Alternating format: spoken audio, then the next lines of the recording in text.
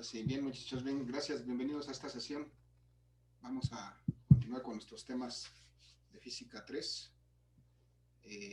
La última sesión revisamos el concepto de potencial eléctrico y el día de hoy nos corresponde revisar el concepto de capacitancia.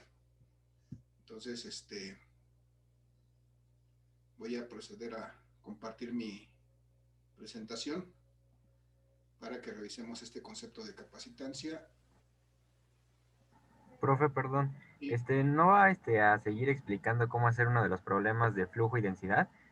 Es que dijo que nos iba a más o menos explicar cómo hacer un problema que dice que las líneas de flujo interceptan al objeto, pero con 45 grados ah, de... lo teníamos pendiente, ¿verdad? Sí, profe. Entonces déjame cargar mi presentación de esa y hacemos ese problema y continuamos entonces con este tema. Creo que sí, tampoco tuve la oportunidad de verlo con el otro grupo, un problema de este tipo. Y aprovechamos para grabar esta parte y compartirlo también con el otro grupo. No me da oportunidad de abrir mi presentación anterior y sobre esa trabajamos. Mm,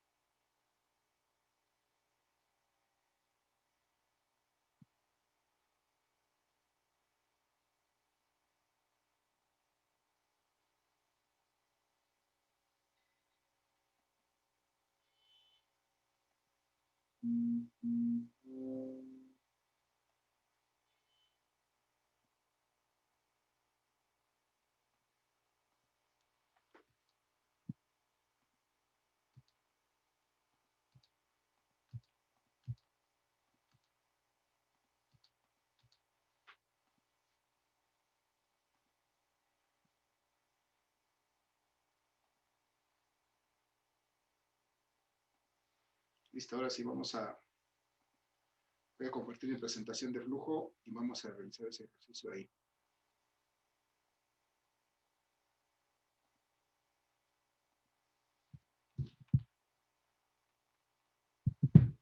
Bien, muchachos, entonces, perdón, estamos hablando de flujo, de líneas de flujo que atraviesan una cierta área.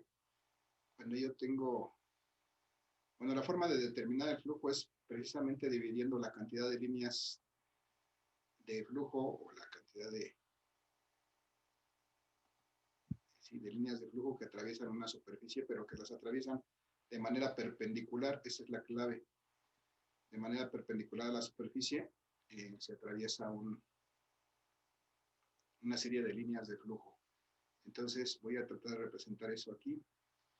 Voy a suponer que este es un plano que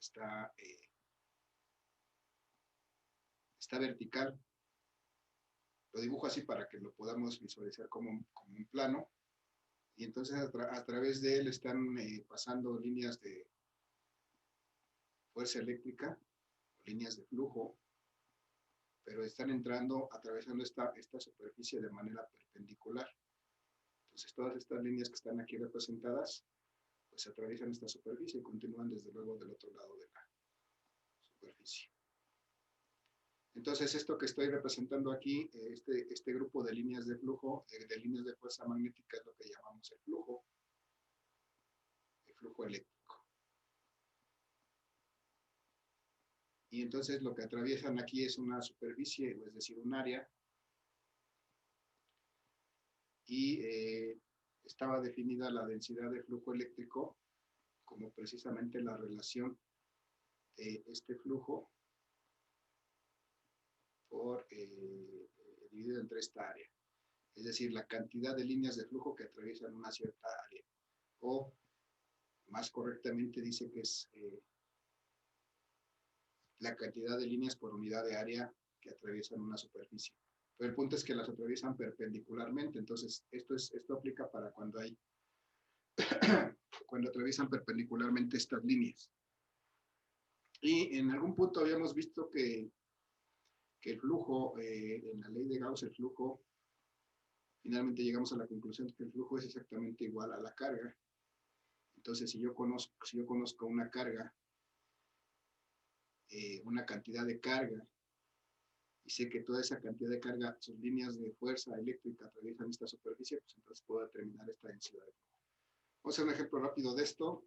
Si tengo una superficie, por ejemplo, de una superficie cuadrada de, ¿cuál será bueno? De 10 centímetros, por ejemplo. Es un cuadrado de 10 centímetros. Y estas líneas de fuerza que están atravesando perpendicularmente esta superficie provienen de una carga, por ejemplo, de 5 microcoulombs.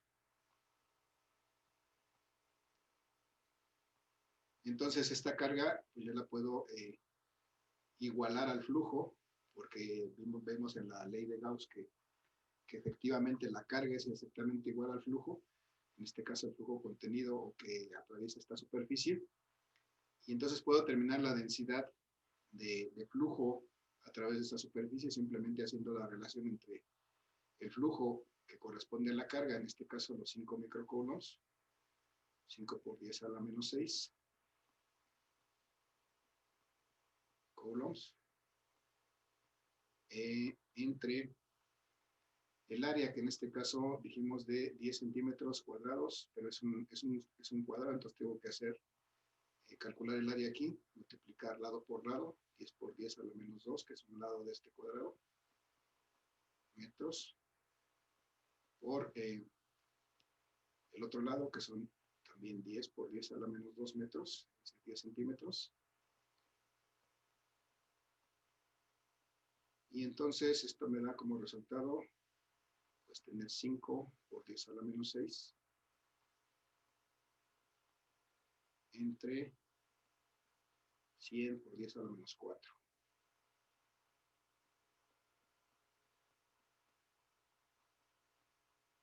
5 entre 100 me da 0.005 a la 4. ¿Cuánto me da eso, muchachos? A ver, ayúdenme con sus calculadoras. 5 por 10 a la que.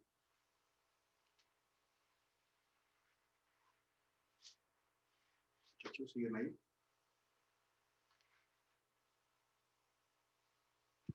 ¿Hay alguien ahí, muchachos? Sí, profe, aquí andamos. Ah, ¿cuánto es esta cantidad? 5 por 10 a la menos 6 entre 100 por 10 a la menos 4. Es 0.05 por 10 a la menos 2. 0.05 por 10 a la menos 2, o sea, 0.5. No. Ok, vamos a hacerlo. 0.05 por 10 a la menos 2. Expresado correctamente como me lo da la calculadora, esto debe ser 5 por 10 a la menos 4.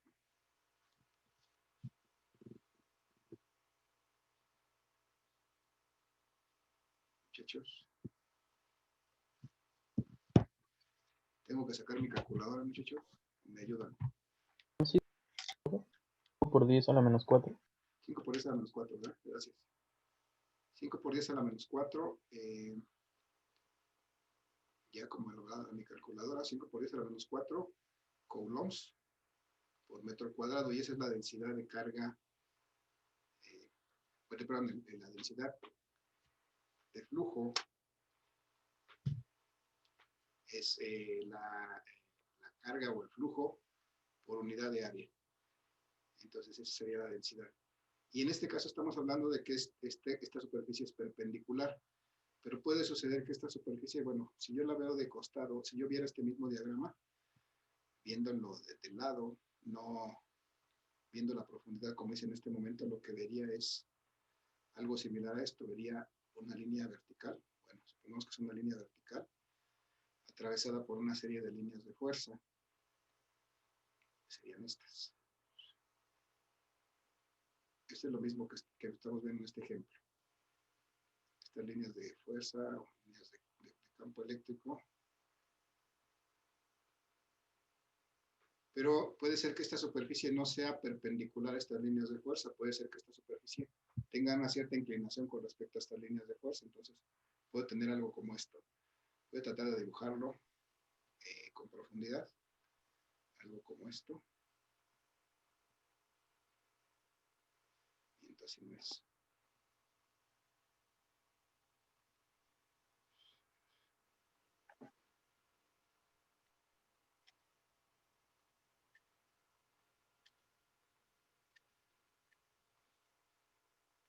Entonces puede ser que tengamos algo como esto.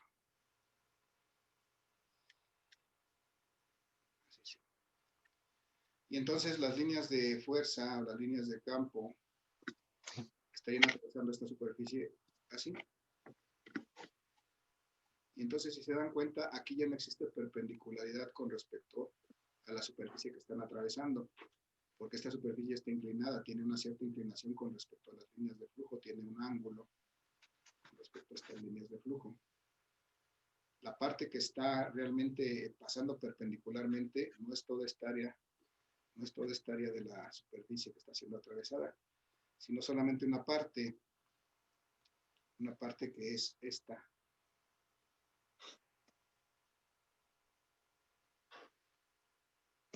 En esta parte, las líneas sí están atravesando esta superficie perpendicularmente. Bueno, esta es una proyección de la superficie. Aquí sí estarían atravesando perpendicularmente las líneas. Y entonces, muchachos, ¿se acuerdan cuál es la relación de qué función trigonométrica me relaciona este lado, que sería el cateto opuesto formado por este triángulo, con respecto a este ángulo? ¿Cuál es la relación trigonométrica que me relaciona las dos cosas? ¿Sería el coseno? No, acuérdate que el coseno es el cateto adyacente. Este sería el cateto opuesto. Está dejado. Entonces, ¿cuál sería? Seno. El seno, sí, gracias. Entonces, esta ecuación, para cuando yo quiero calcular el flujo con una superficie que no es perpendicular al flujo, entonces esa ecuación de la densidad de flujo se transforma, porque tengo que tomar en cuenta solamente la cantidad de líneas que atraviesan perpendicularmente esta superficie. O más bien, aquí lo que se reduce o lo que cambia es el área, no es toda la superficie que es de la que se atraviesa, sino es solamente una parte, porque esta se reduce a la hora que está inclinada con respecto al horizontal. A ver, entonces, esta es la superficie que normalmente yo voy a atravesar con líneas de fuerza, a ver si lo ven. Entonces, cuando esta superficie está inclinada, ustedes observen, ¿no, muchachos? ¿Qué pasa con esta superficie? ¿Qué es lo que aparentemente pasa? Díganme qué pasa con ella. ¿Alguna idea, muchachos? Acompáñenme, no están, los veo muy ausentes. ¿Qué pasa con esta superficie cuando se inclina? ¿De qué tamaño la ven? Se hace más chica. Se hace más chica. Precisamente ese es el efecto de esta inclinación. Entonces, esta densidad de flujo ahora la voy a determinar dividiendo el flujo entre el área, pero afectada por el seno de ese ángulo. Ese seno del ángulo me va a hacer que esta superficie cambie. Y así lo determino. Entonces, suponiendo que este ángulo de inclinación de la hoja sea de ahora 30 grados, por ejemplo, ahora puedo calcular una nueva densidad, haciendo de cuenta que esta sigue siendo la misma carga, o sea, siguen siendo las mismas líneas de flujo las que están atravesando esa superficie, pero esta carga de 5 microcoulombs, y que el área sigue siendo la misma, un área de un cuadrado de 10 centímetros. Entonces, ¿cómo cambia esta densidad de flujo? Pues vamos a ver. Esta densidad va a ser el flujo, que son los 5 microcoulombs, 5 por 10 a la menos 6. Profe, Sí. En el chat Miguel le puso que en el resultado de arriba es 5 por 10 a la menos 12 y creo que tiene razón porque igual le puse en la calculadora y me sale lo mismo. Muchachos, a ver, ahorita lo hacemos, ahorita lo corregimos entonces. 5 por 10 a la menos 12. 5 por 10 a la menos 6, ok. Me suena adecuado. Entonces aquí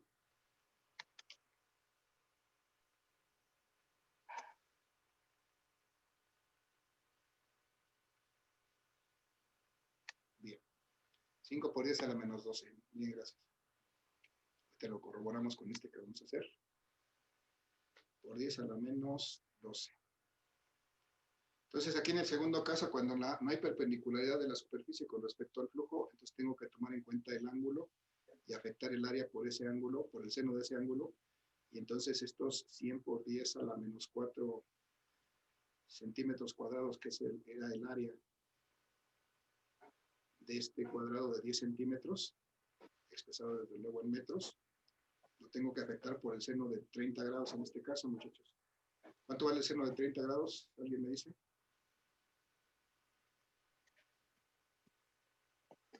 0.5. 0.5, o sea, es la mitad. Entonces me queda que esto va a ser 5 por 10 a la menos 6 coulombs entre 50, 100 por 5, 50 por 10 a la menos 4 metros cuadrados. Y entonces, ¿cuánto me da esa densidad de flujo, muchachos? ¿A qué se da igual? 5 entre 50 me da 0.1 por 6 a la... por 10 a la menos 10.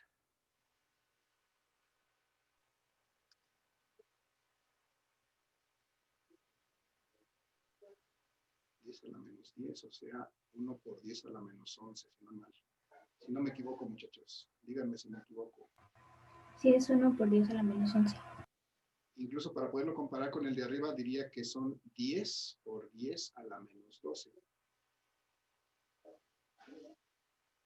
Y entonces, veo cuál es la relación entre el número de arriba y este número de abajo.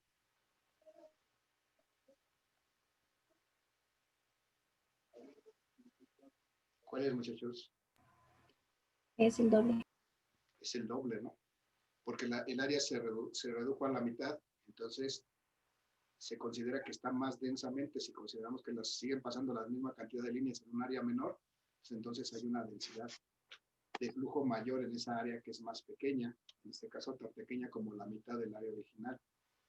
Entonces, creo que con esto se puede resolver los problemas o las dudas que tenían al respecto de esta cuestión de flujo, que no habíamos hecho un ejemplo con esto y de hecho no habíamos definido esta ecuación cuando no había perpendicularidad. Creo que era el único elemento que les hacía falta. Hay que tomar en cuenta que cuando no hay perpendicular entre las líneas y el área, hay que aplicar esta ecuación. ¿Sí? ¿Alguna duda adicional, Ángel, o quién más me decía al respecto de este? Muchachos. No, profe, ninguna duda. No, profe.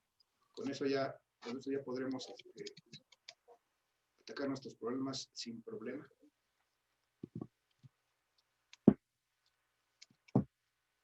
Confírmenme, muchachos. Sí, profe. Ok. De todas maneras, les voy a publicar este documento. Luego va a estar el video en cuanto tenga oportunidad de subirlo. Espero que a más tardar mañana. Y para que lo repasen. Entonces, hasta aquí voy a dejar esta parte, muchachos. Ahora sí vamos a pasar al tema del día de hoy. Salvo su mejor opinión. Ok. Bien, gracias. Entonces, muchachos, si no hay más preguntas, voy a pasar al tema del día de hoy, que es el tema de capacitancia. Ustedes en su especialidad ya han hablado y han trabajado con capacitores, ¿no? ¿Sí saben lo que es un capacitor, muchachos? Sí, profe. ¿Qué es un capacitor? A ver, coméntenme.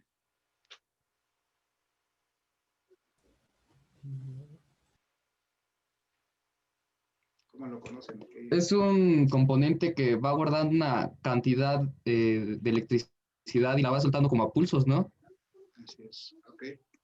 Y si no la pones bien, explota. Si lo polarizas Los mal, electrolíticos. Ajá. polarizas mal, lo quemas, se truena como chinampina, ¿no?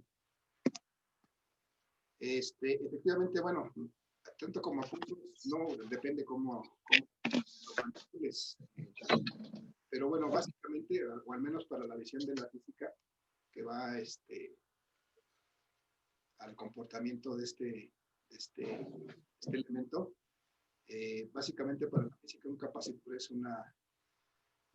lo que está aquí representado. Es un par de placas metálicas separadas por un dieléctrico, o sea, por un material aislante. Y esas placas metálicas pues están una frente a la otra y separadas por ese dieléctrico.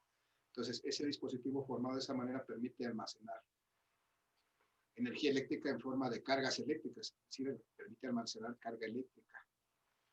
Y bueno, aquí está representada esa situación. Tenemos estas dos placas, tenemos esta parte azul, representa un dieléctrico, es decir, un material que no es conductor, que separa esas dos placas y ese la energía eléctrica en forma de carga eléctrica. Y para poder cargar estas placas, pues es necesario aplicar una fuente, aplicar una diferencia de potencial. Acuérdense que estamos hablando de diferencias de potencial. Lo que hace esta fuente es precisamente aplicar una diferencia de potencial que permite movimiento de esas cargas de una placa a la otra. Acá del lado izquierdo hay otro esquema similar, nada más que visto, digamos, de lado, en donde ya podemos apreciar directamente las placas, el dieléctrico que está colocado en medio y cómo las placas son cargadas a través de un dispositivo, en este caso una pila, una batería, no sé, que permite la carga de este capacitor. Y entonces, pues vamos a ver cómo lo ve la física. Este es el símbolo eléctrico que utilizan desde luego ustedes en sus diagramas. Vamos a ver cómo es que para la física se puede determinar las propiedades o las características de estos capacitores. Perdón. Y entonces lo primero que está definido aquí en esta lámina es esa propiedad que tienen unos conductores de almacenar carga eléctrica, y esa propiedad se denomina precisamente capacitancia. O sea, un conductor eléctrico es capaz de almacenar carga eléctrica. ¿Y qué tan capaz, de la medida que sea capaz de almacenar esa carga eléctrica, se va a llamar capacitancia? Esa capacitancia, desde luego, se simboliza con una letra C, una letra C mayúscula. Y desde luego, cuando hablamos de carga eléctrica, pues ya hemos estado manejando que la carga eléctrica la simbolizamos con una letra Q, puede ser una letra Q mayúscula o una Q minúscula, es indistinto, simplemente representa carga a eso. Y entonces, cuando tenemos nosotros un dispositivo armado de esta manera, es decir, tenemos dos placas metálicas colocadas frente a frente y separadas por una placa aislante o un material aislante que incluso pudiera ser aire, o sea, simplemente espacio vacío entre esas dos placas. Espacio vacío no es tan cierto, sino que haya aire entre esas dos placas. Entonces, eso se puede convertir en un capacitor. Eso tiene una capacidad de almacenar cierta carga eléctrica, tiene una posibilidad de almacenar cierta carga eléctrica, y eso se le denomina la capacitancia. Entonces, ¿de qué va a depender esa capacitancia? Pues va a depender de varias cosas. Por principio de cuentas, va a depender de qué es lo que hay aquí. Si aquí hay un material que es aire, pues la capacitancia tendrá que ver con qué tan permisivo es el aire para dejar pasar las líneas de campo eléctrico, las líneas de flujo eléctrico. Es decir, tendrá que ver con la permitividad del aire o del vacío, la permitividad absoluta del aire o del vacío. Esto es algo que está implícito aquí. Si no fuera aire, aquí tendría que verse afectado por qué tan permisivo es este material para dejar pasar o no las líneas de fuerza de campo eléctrico. Entonces, si recuerdan, había una manera de determinar a partir de la permitividad relativa del material, multiplicada por esta permitividad del vacío, poder determinar cuánto vale la permitividad absoluta de este material que está colocado entre las dos placas. Entonces, tiene que ver con esto. Y bueno, aquí en este caso de la permitividad, de la capacitancia, este término de permitividad relativa cambia de nombre, porque en este caso, este término se convierte en lo que llamamos la constante dieléctrica del material. Esto se convierte en K. Entonces, aquí hay una cierta constante, el material que se coloca aquí tiene una cierta constante dieléctrica denominada K, que desde luego para obtener el valor del efecto de este material que separa, pues hay que afectarla por esta permitividad del aire o del vacío. Esta K me dice qué tantas veces es más permisivo este material que el aire o el vacío para dejar pasar las líneas de campo eléctrico, de fuerza eléctrica entre estas placas. Entonces, es una de las cosas de las que depende esta capacitancia. Otra, aquí es la separación o la distancia entre estas dos placas. Aquí están dibujadas de tal manera que se puede ver el espacio que hay entre estas placas, pero no en la realidad. Estas placas están perfectamente unidas a esta placa aislante. Entonces no hay más que un solo material entre ellas dos. O es el aire o es el material que coloquemos como dieléctrico. Y entonces este es otro de los parámetros de lo que depende esta capacitancia, esta capacidad de almacenar energía en estas barras metálicas. Y por último hay una propiedad física de estas barras que también influye en qué tan capaz es de almacenar energía eléctrica, y eso es precisamente esto que es el área de las placas. Esto vendría a ser el área de las placas. Mientras mayor sea esta área o menor sea esta área, pues va a tener una capacidad mayor o menor de almacenar energía eléctrica. Entonces integramos todo eso, muchachos, en una ecuación. Vamos a ver que podemos determinar la capacitancia de un capacitor de este tipo, de placas planas paralelas, de esta manera. Entonces, esta capacitancia va a ser igual a la constante de proporcionalidad. Aquí ya no es la constante de proporcionalidad, aquí se llama la constante dieléctrica multiplicada por la permitividad absoluta del aire o del vacío por el área de las placas entre la distancia que separa esas placas. Si yo combino todos estos datos, todos estos elementos, puedo determinar qué tan capaz es de almacenar carga eléctrica este dispositivo formado por dos placas metálicas colocadas frente a frente y separadas por un dieléctrico. De esa manera puedo determinar entonces la capacitancia de este dispositivo que puedo fabricar de esa manera. Qué tan capaces de almacenar cargas eléctricas. Y eso no tiene que ver todavía con que yo le haya puesto una fuente, simplemente es con sus características físicas, con sus propiedades físicas y mecánicas que tiene, con eso tiene asociada una capacitancia, una capacidad de almacenar cargas eléctricas. Y entonces los elementos que componen esta ecuación aquí están detallados en el texto que está debajo. Esto es la capacitancia. Esta capacitancia, desde luego, sus unidades son faradios. Ya es una unidad que para ustedes puede ser familiar, que simbolizamos con una letra F minúscula. El área de las placas, como estamos trabajando con valores en el sistema internacional, pues va a ser dada en metros cuadrados. La distancia, desde luego, también va a ser dada en metros, aunque frecuentemente vamos a encontrar que aquí las distancias son muy pequeñas, de centímetros o de milímetros incluso. Siempre la debemos de expresar en metros. Y la permitividad dieléctrica, esta es la que corresponde al aire vacío, esta es 0, pues esta ya es un valor que ya conocemos, ya hemos estado manejando, de 8.85 por 10 a la menos 12 coulombs cuadrados por Newton metro cuadrado. Y esta constante K es la constante dieléctrica. Para el aire o el vacío es igual a 1.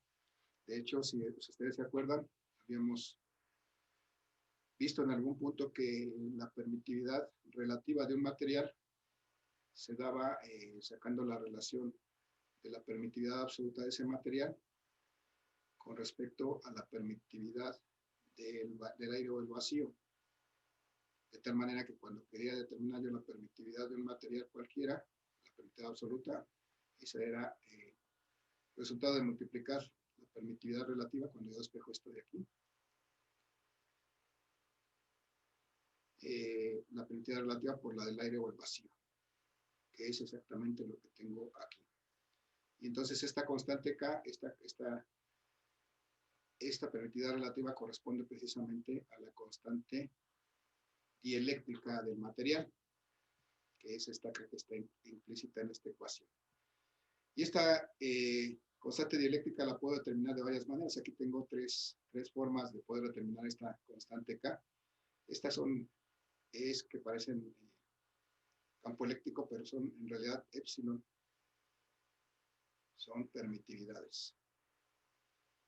Entonces, yo puedo determinar la constante dieléctrica si divido el potencial eléctrico en vacío de este capacitor, cuando está en vacío en aire, y el potencial eléctrico de este capacitor cuando tiene un dieléctrico diferente al aire o al vacío. O puedo determinar esta constante K, como ya lo vimos acá, dividiendo la permitividad absoluta de este material entre la permitividad del aire o el vacío, o puedo determinar esta constante K dividiendo la capacitancia de este capacitor cuando tiene un material diferente al aire entre la capacitancia del mismo capacitor, pero cuando su dieléctrico es solamente aire. Entonces son tres maneras de determinar esta constante dieléctrica del material, que es un dato importante que posiblemente utilizamos más adelante para resolver algún problema. Y entonces este capacitor o condensador que ustedes ya conocen, efectivamente es un dispositivo eléctrico, me dice que es pasivo, y consiste en esto que ya está dibujado aquí, dos placas conductoras separadas por un dieléctrico, y un dieléctrico es un material aislante, un material que no permite el paso de los electrones a través de él, pero que sí permite el paso de las líneas de flujo de campo eléctrico. Perdón. Muchachos, hasta aquí, ¿alguna pregunta, alguna duda? ¿Alguna observación?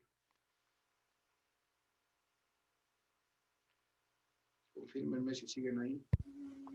No, profe. No, profe, todo está bien. No hay dudas. Gracias. Voy entonces a pasar a lo que sigue, muchachos. Casi se acaba esta sesión, nos quedan 3 minutos. Voy a aprovecharlos. Y entonces aquí tenemos otra vez ese capacitor de placas planas paralelas. Ahora sí ya quité el espacio que había de aire entre ellas y veo su conformación real. Dos placas metálicas separadas por un material dieléctrico.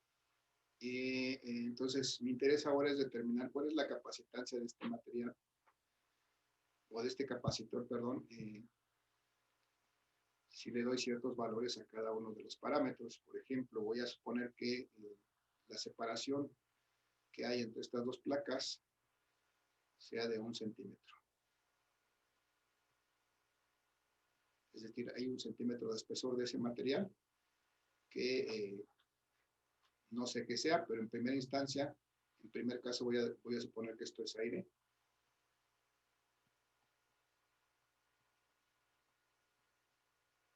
Y entonces, como es aire, la permitividad de más bien la constante dieléctrica de ese aire es la unidad. Y entonces con ese dato voy a calcular. ¿Qué me hace falta? Tengo la distancia entre las placas, tengo la constante de proporcionalidad, sé que debo de afectar por la permitividad del aire al vacío, porque esta constante me dice, esta constante dieléctrica me dice qué tan grande es la permitividad del aire al vacío con respecto a esta, que en este caso es la misma. Y entonces voy a calcular Todavía me hace falta un dato que es el área de las placas. Voy a suponer que aquí tengo una placa de 5 centímetros de ancho por algo fácil, 20 centímetros de alto o de largo. Y entonces, muchachos, voy a calcular la capacitancia de un capacitor formado de esta manera, pero en primer caso como si fuera su dieléctrico de aire.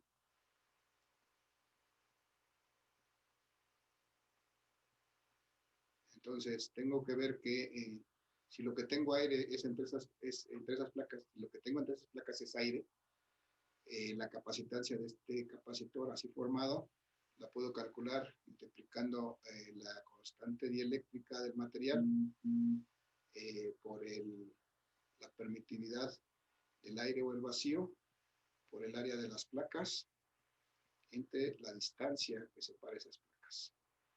Ya tengo aquí mis datos, voy a ver que mi capacitancia entonces es la constante dieléctrica, en este caso como es aire vacío, la constante dieléctrica es la unidad, 1 por la permitividad del aire o el vacío, que son 8.85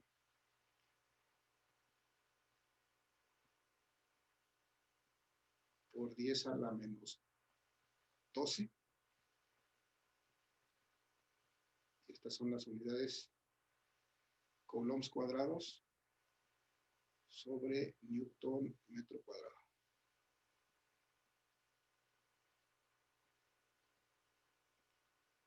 Bien, y entonces eso lo tengo que multiplicar por el área. ¿Cuánto vale el área de estas placas, muchachos? Ayúdenme.